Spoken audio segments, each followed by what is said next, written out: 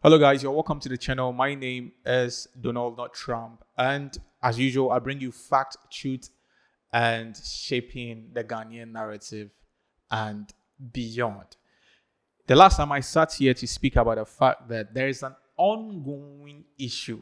Okay, the DNA wahala. You know, there are issues, and there are issues that are very, very paramount and very, very necessary because it sort of defines a family's lineage and a bloodline.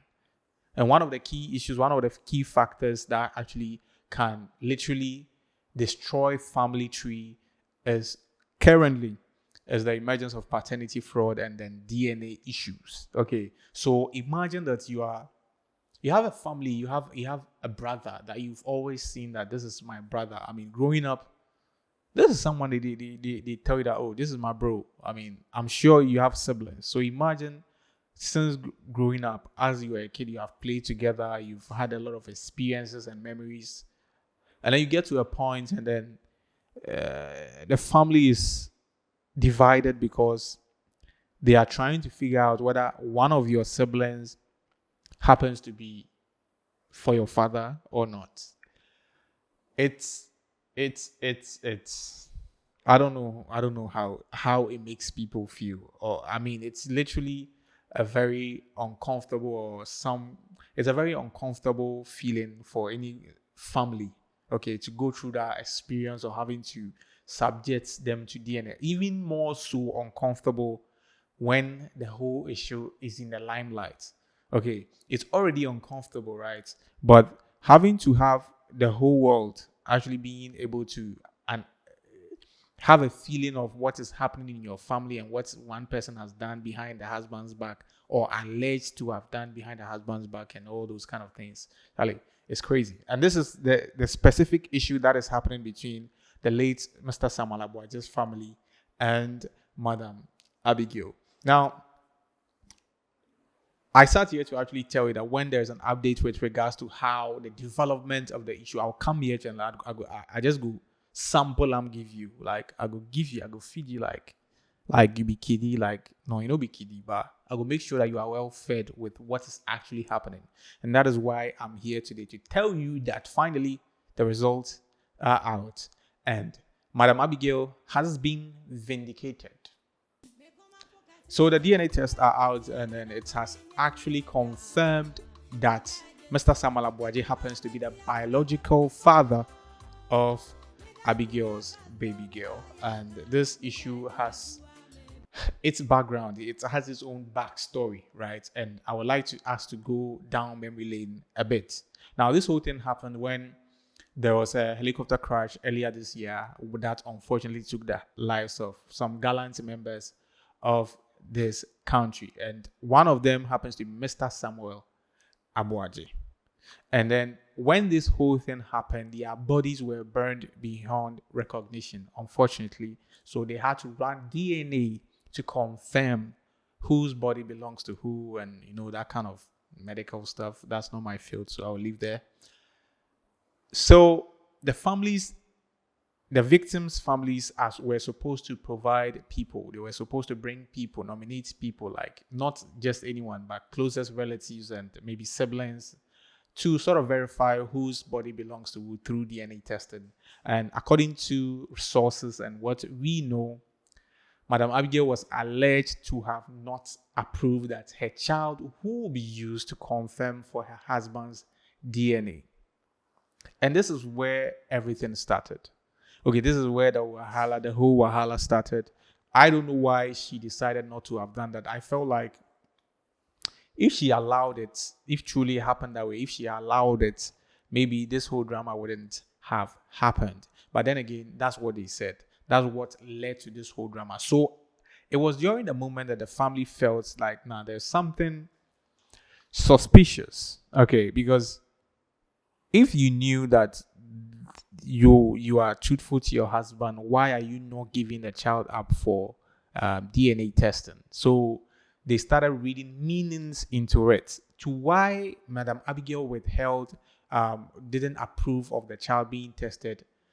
We still don't know why. We hope that maybe we will hear from her for her to actually explain her side of the story. We've seen her in a video jubilating and then sort of, giving some vibe of being vindicated and she's happy in a joyful mood, but she's not really explained anything with regards to all the allegations that they've put on her.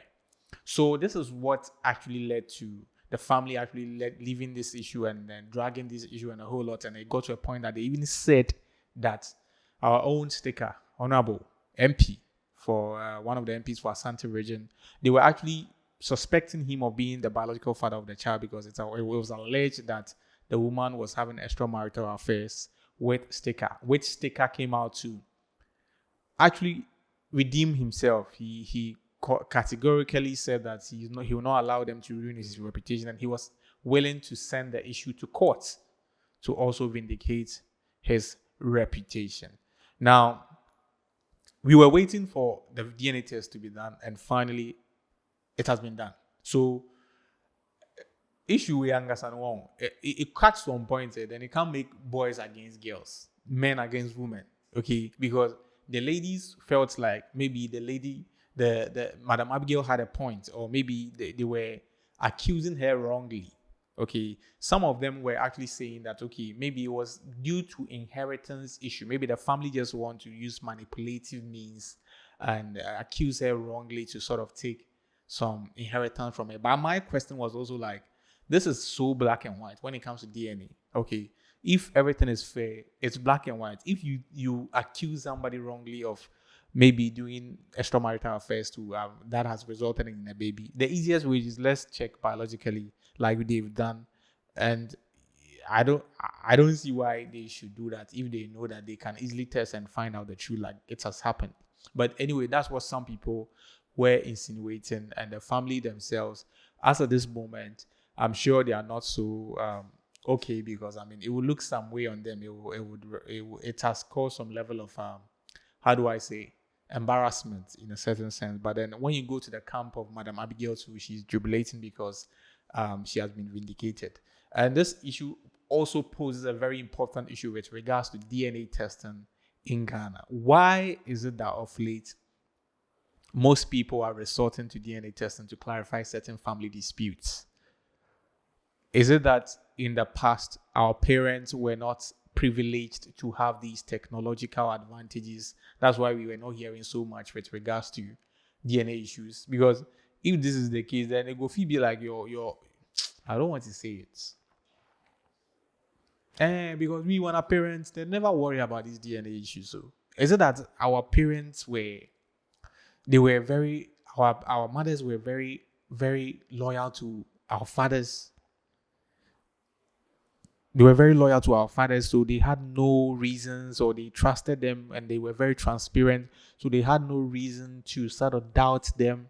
And what place has technology actually played in this whole thing? Is it that the emergence of social media phones is making relationship and marriages very difficult, and it's sort of bringing a lot of trust issues with regards to marriage and relationship? Because before your puppy, you know the care.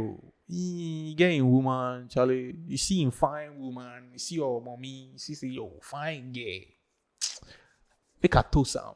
You toast them. You go well for them. Then back. You come through. Then your brother come through. Your sister come through.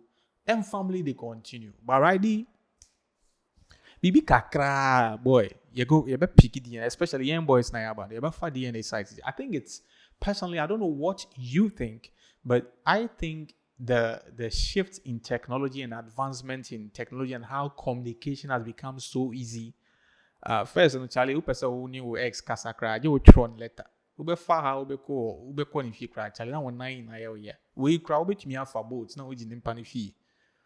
So it's like communication and accessibility to people has become very, very easy. So I think it's something we should talk about.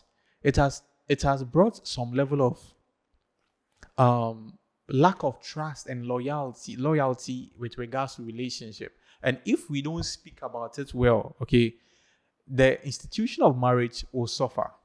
Not that I'm a doom's prophet, but you see, culture, they say, is dynamic. And then there's been an introduction of technology which has shifted the marriage culture in this country. So if we don't really work it out well, Charlie, this DNA issue, we go get some.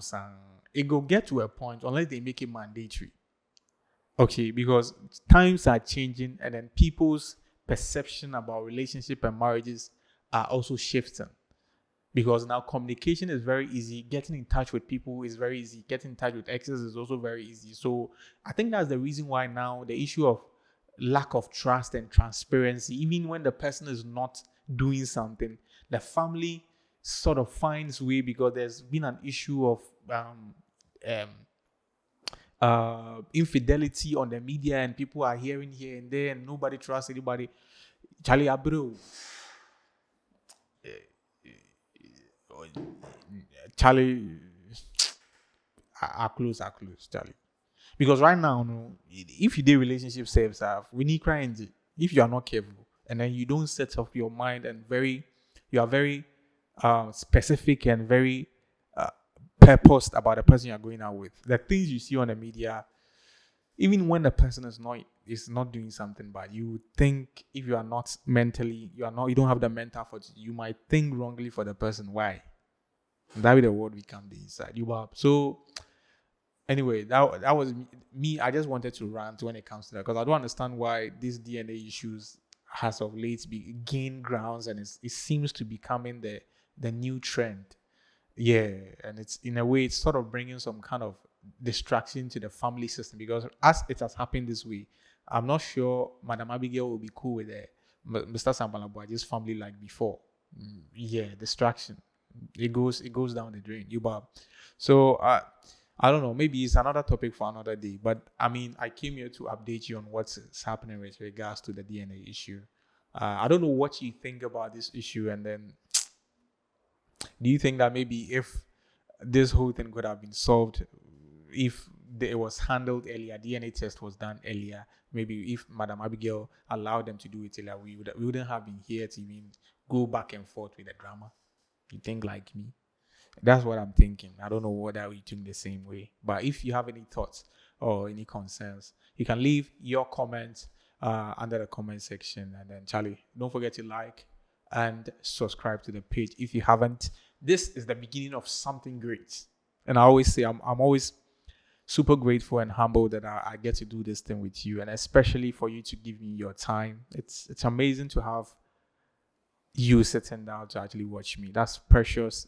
You are taking a piece of your life to offer it to me, and I'm very, very grateful for that, Charlie. And I hope that we continue this and we build a strong community as time goes on. Charlie, with that one said, I'll end today's edition of Trends here. The name remains Donald, not Trump. I will see you on the other side. Peace.